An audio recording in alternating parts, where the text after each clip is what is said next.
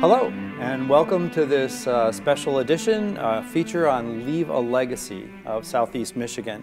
The Leave a Legacy organization is focused on helping Oakland County and Southeast Michigan residents realize the impact of their charity on organizations through planned gifts. And we're going to describe that and explain it in just a minute. Those are gifts that go beyond our lifetimes. We will get to that in good order. What I want to do right now is welcome you and identify who we have here speaking with us. I'm Bob Alexander. I'm a longtime Oakland County resident. I am the Director of Development at Angela Hospice, and I am a volunteer for Leave a Legacy of Southeast Michigan, and that's why I'm here talking about it. But I have really knowledgeable people here talking about it as well. Mr. Steve Moore is here with us, and Mr. Steve Boggs are here with us.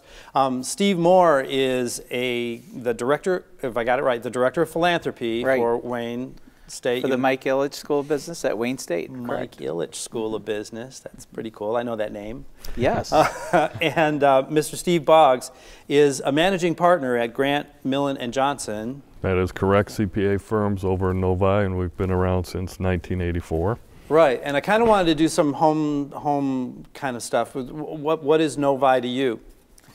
Well, Novi, I actually just live a couple blocks away, and so it's definitely home. We've lived here for 19 years. We lived in Troy 17 before that, so I've been an Oakland County resident for 36 years now. Hard to believe. Hard to believe. Time flies, but during that time I've had the opportunity to work with a lot of wonderful charitable organizations and seen a lot of people support those, so it's been terrific, and we enjoy the Novi and surrounding community. It's a beautiful area, for sure. Steve, what's your connection to Novi? Connection to Novi, our firm has been in Novi for the last 10 years. We started in 1984 and moved over to 13 Mile and Haggerty area about 10 years ago. And myself, I've been in Oakland County for almost 50 years, moved here right after college. I know I don't look that old, but right after college, and been out in the Oakland County area. So, and have had a lot of activity with Novi. I've participated with Novi's annual Memorial Day parades and their sports facilities, etc. So nice. So we're from town, so that's a good thing. So we're talking to people who are our neighbors and our friends, certainly, our people that we've lived and worked with.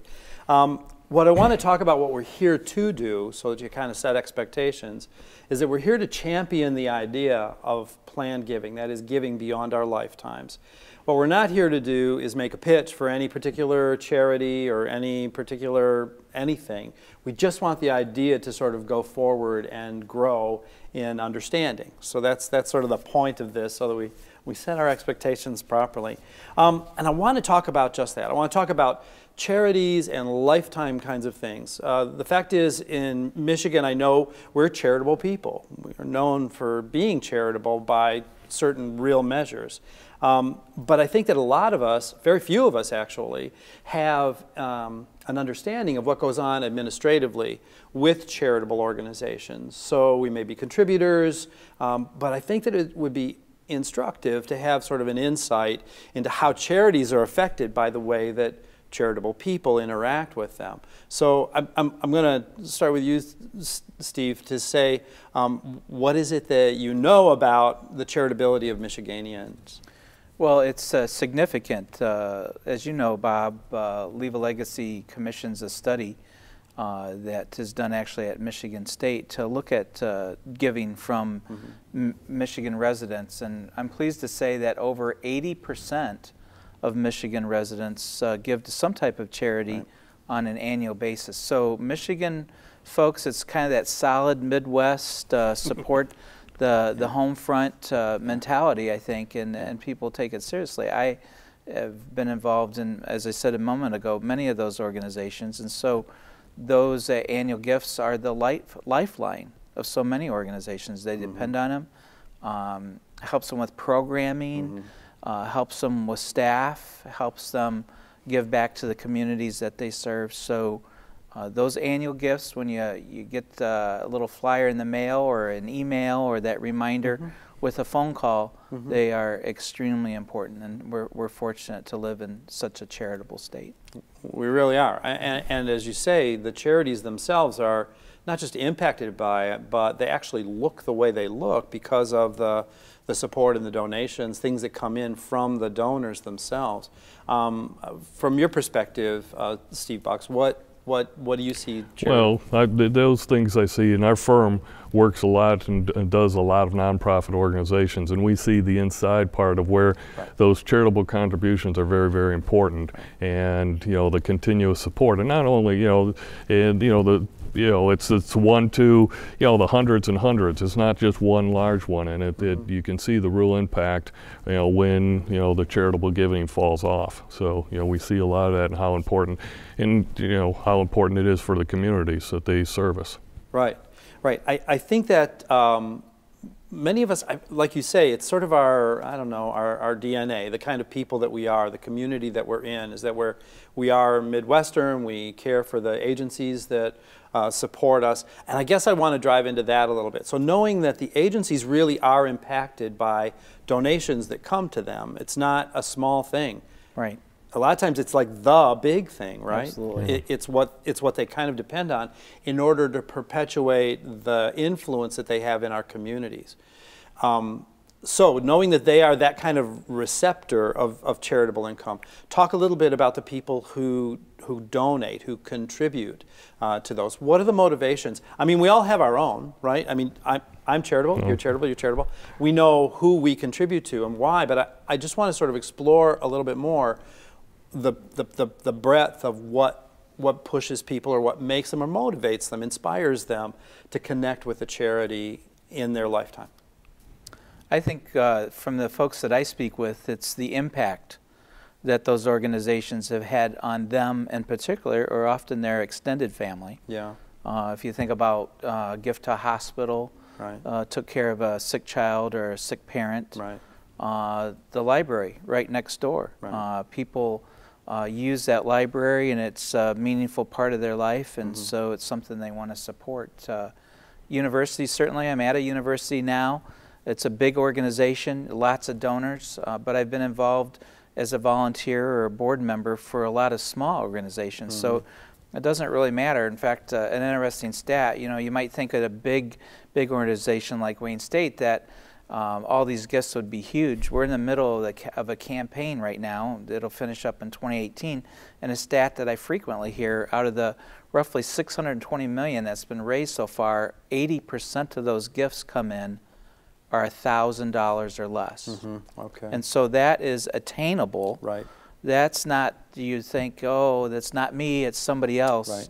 Right. Those are giving levels that a lot of donors, whether it be to health organization, cancer, heart, any of those, those gifts that come as a result of the impact that those organizations have had on people's lives really are meaningful. Right. I think we were talking about this just yesterday, Steve Boggs. You were saying the same kind of thing, but the people do sort of reflect back to the things that are influential. Is that absolutely? That's what I observe. People, the organizations that have the similar philosophies, or things that they do that those people are supporting, or like Steve was saying, hospitals, universities, etc. And what we see from a lot of the organizations we're involved with are that it's the small gifts. It's not, you'll get the once in a lifetime, the huge gifts, which make a huge impact, but the organizations don't survive on that. They survive on the the small gifts, the $100, the $300. And my observations, most of our clients are giving not out of the tax motivation, which a lot of people would think, well, you get your itemized deduction, and that's what, but the real true donors aren't, it's not the tax side that's driving them, it's that they have some connection with the organization that they're contributing to. Right.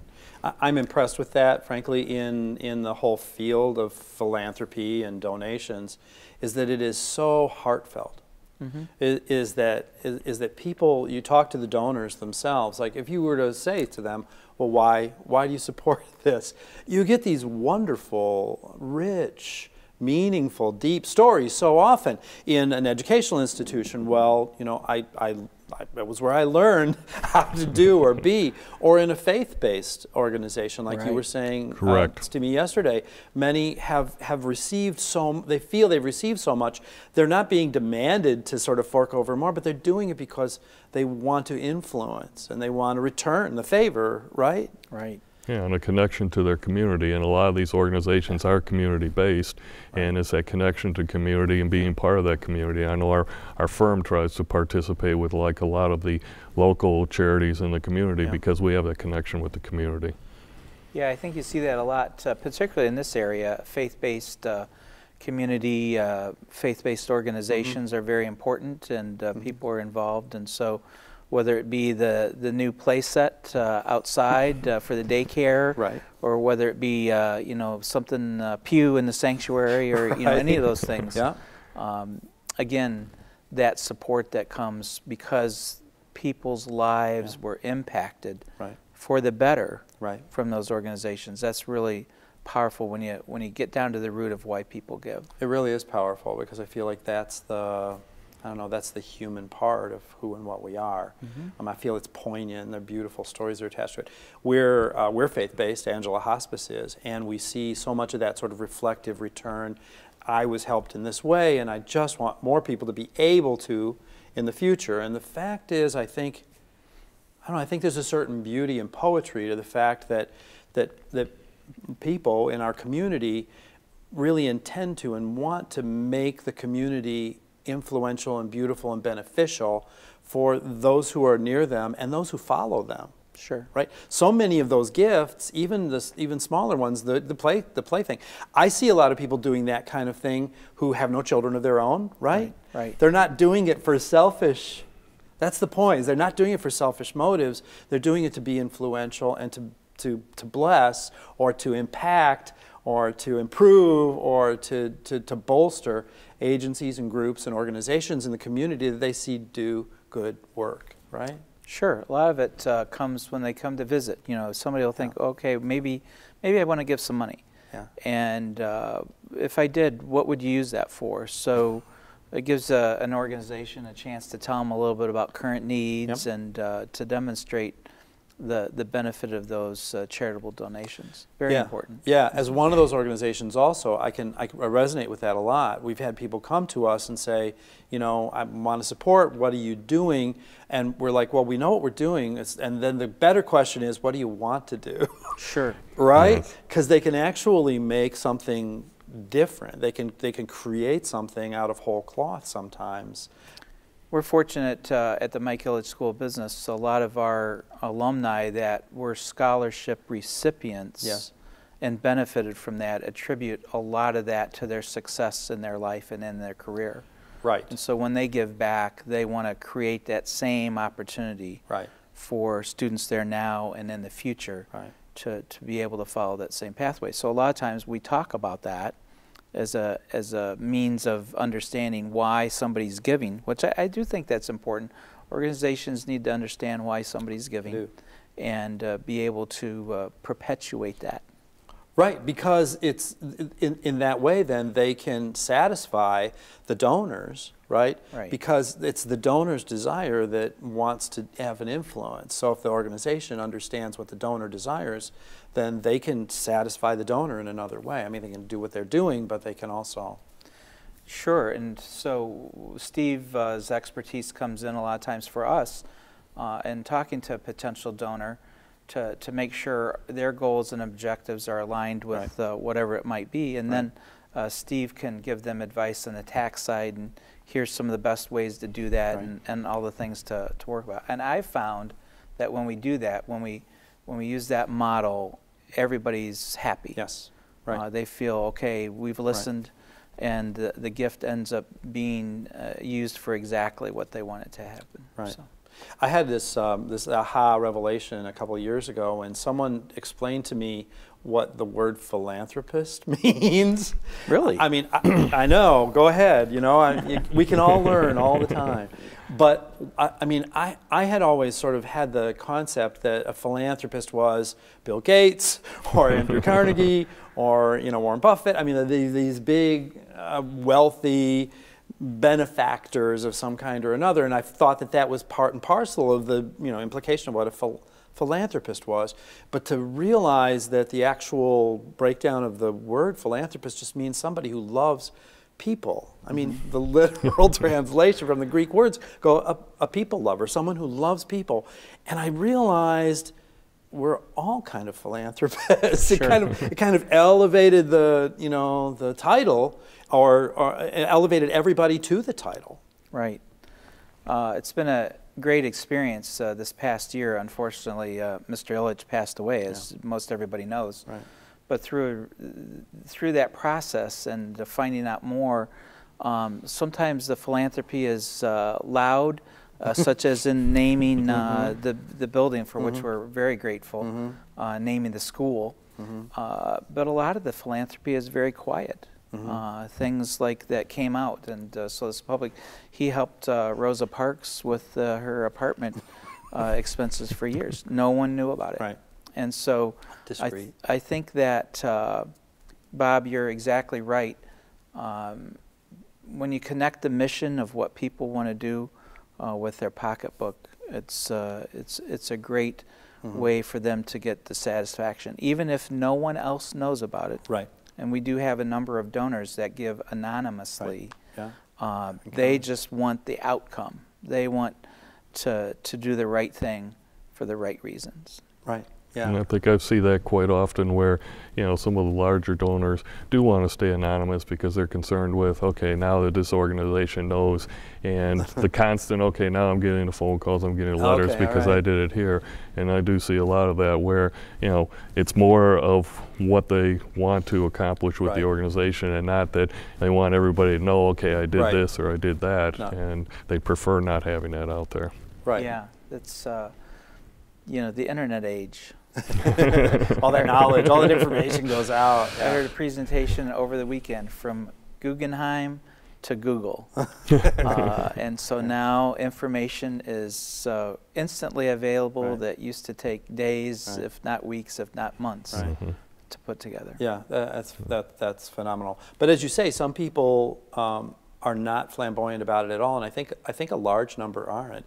I really feel like people who are in their homes, who are writing a check to an organization, whatever, they're not looking for signs on their walls, on their own walls, sort of touting it. In fact, some of them do it intentionally with humility because they don't want it. They don't want the acknowledgement. It's something interesting. So anyway, I think that sort of has kind of established the first premise that we are philanthropic people, and that we're motivated by things that touch our lives, that are poignant and heartfelt and humane, and make a difference. Right. So I feel like we've established that. What I want to do now, so I'm talking. That's the lifetime giving. That's the 82% of Michiganians who are doing that now as they live.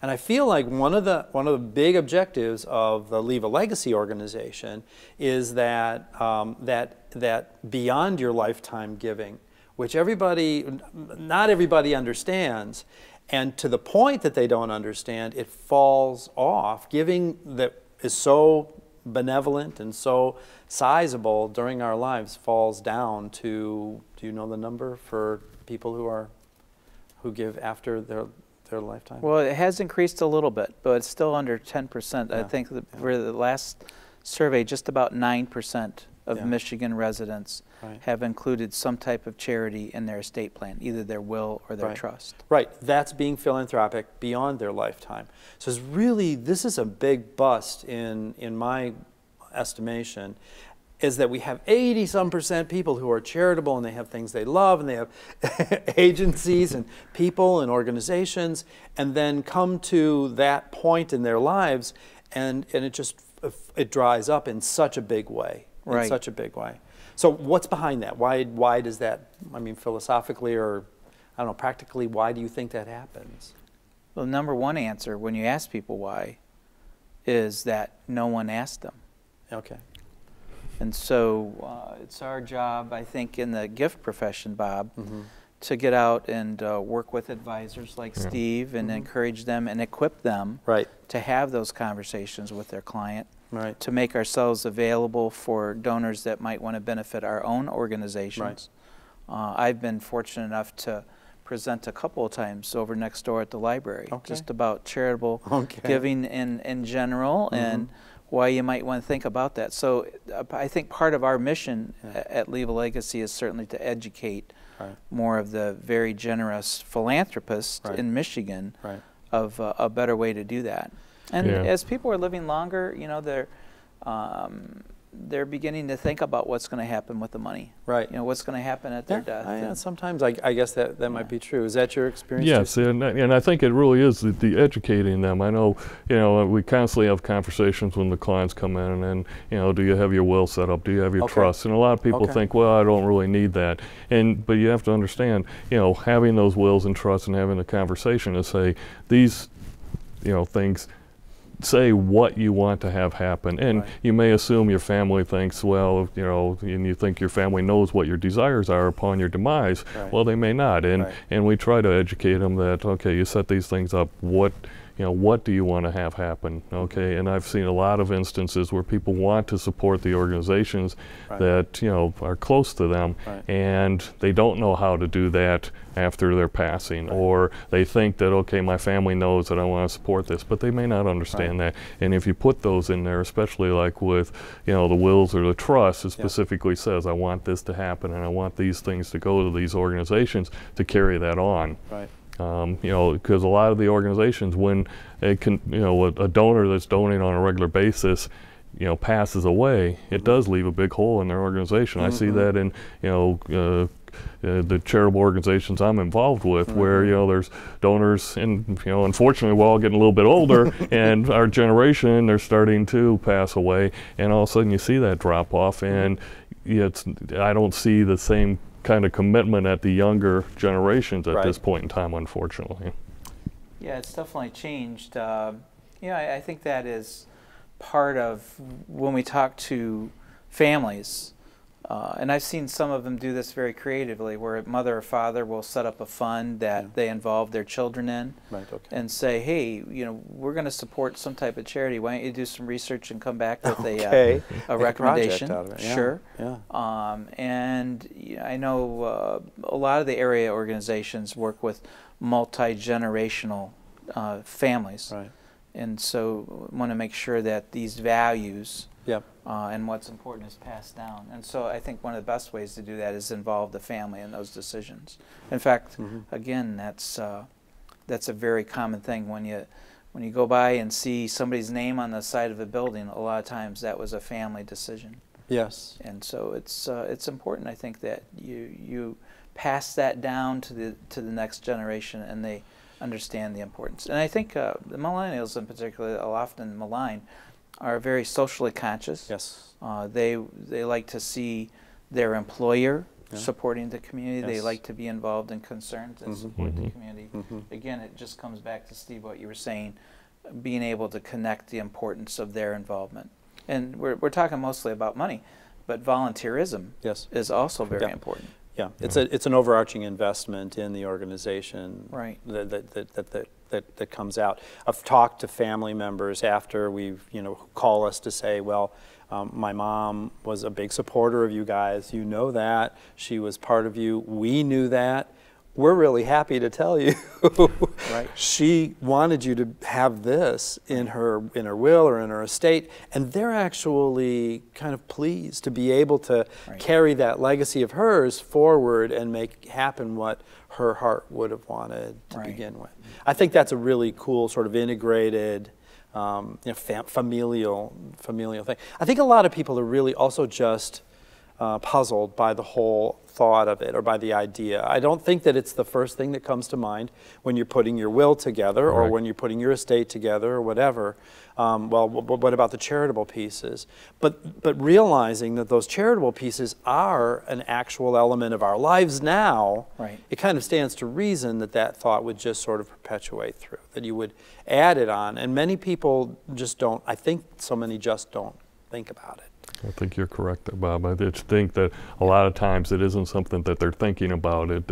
And so they don't write it down, or it isn't documented down. Right. I've also heard people who kind of think in terms of, I'm trying to provide for my family. So when I pass away, then I want my family to have the benefit of, you know, my estate or whatever it might be. But my quick response to that is, well, you're doing that now too. You're providing for your family and you're providing for the things that are meaningful in your life. That's compatible concept. They're not. Sure. They're not mutually exclusive. So to say, well, apply that same thinking to your plans beyond. Sure, exactly right. And Steve can comment on this, but a lot of the techniques actually are what we would traditionally call win-win. Yeah. They can support the charity of their choice or charities. Yes. And create actually more after-tax dollars for their family or their spouse or whomever that they want. And so it just takes, again, going back to the information. Correct. Doing some investigation, getting the recommendations from the right folks. Right. And many, many times we have 2 or 3 donors that I call our poster children that talk about that specific thing and how they've used gifts of, you know, appreciated stock or life insurance or things like that to actually help their family. Yes. And help the charity at the same time. Exactly. Yeah. So many, because of not looking at it, they don't realize those things. Well, I don't want the time to escape before we. I mean, I wanted to talk about the principles, and I feel like we've established those. I feel like we've established the fact that we are benevolent, and that somehow or another our benevolence falls off beyond our lifetimes. So, what are the vehicles? Can you just sort of run through the ways people do this? I know that they're not hard because people can do it no matter what their income level. It's not as though you have to be really wealthy. Sure. Do you? Well, it is interesting because a lot of times people think, well, you know, even a small contribution isn't going to make an impact. But a lot of the organizations that I've seen, for instance, have endowment funds that you can contribute to that fund. Add to. And, you know, with multiple gifts coming in there, that grows, and then that is there to carry forward into years and provide, for instance, I've seen like for local school scholarships for, you know, students or whatever. Another thing that a lot of times I'll have clients coming in and they'll be complaining to me, well, I've got to have to start pulling out of my IRA accounts because the government's saying I've got to take out so much a year. Minimum required distribution. Correct. Right, yeah. And, you know, I look at them and they're contributing already. And I say, well, here's a way that you can save money. Right. And you can meet that commitment for the IRS, but you're also doing your charitable organization and your charitable contributions, and you're ahead on the tax side. And people, I don't think, recognize that they can do that. They, you know, they think again that's for, you know, the big,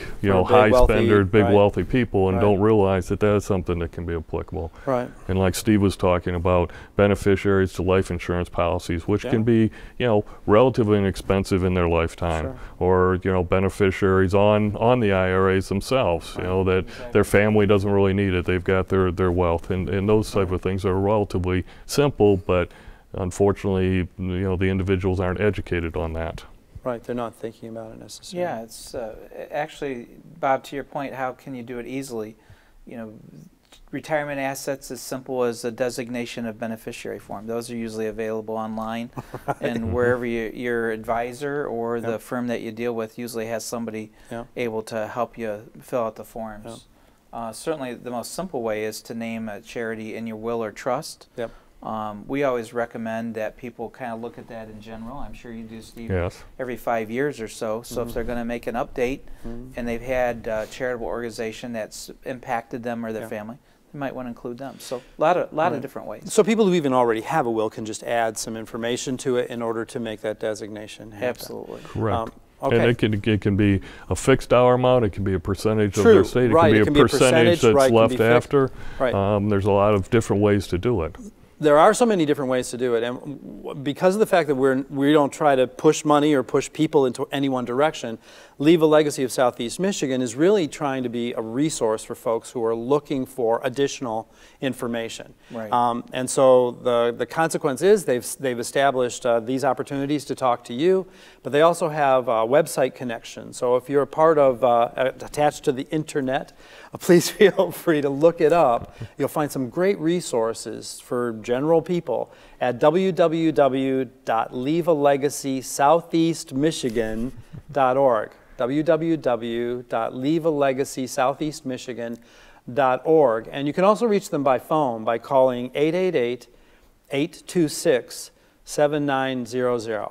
888-826-7900. And they're not going to be pushing a charity. They'll be pushing information to enable you to do what you probably already want to do by evidence of who you are and what you've done so far. So thanks so much for listening to us.